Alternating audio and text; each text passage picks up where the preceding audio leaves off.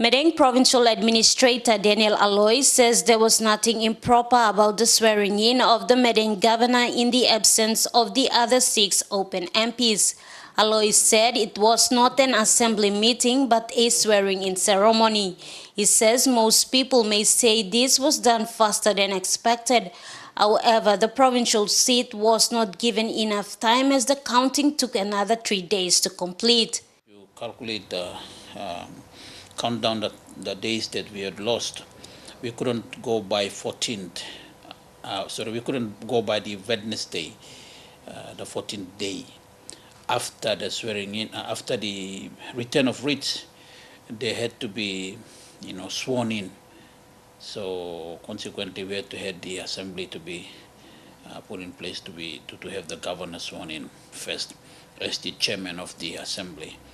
And then later on he can, and there is arrangement to have the other members of the National Parliament taken on board and sworn into the assembly as well. Aloi said another question people will ask was whether it was necessary to have all the province's elected members sworn into the provincial seat at the same time.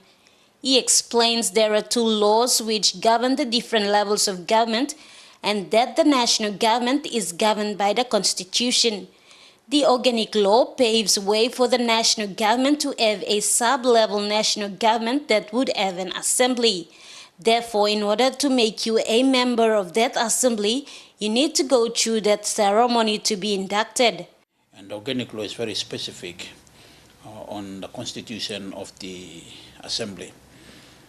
And consequently, it has asked for the swearing in to be done.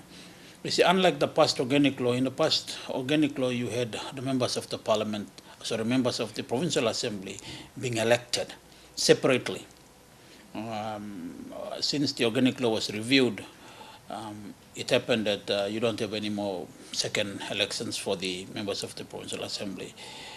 They occupy the provincial assembly by virtue of being members of national parliament and being members of local level governments.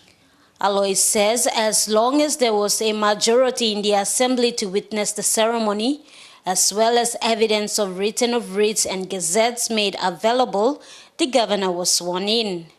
Mata Luis, National EMTV News, Madang.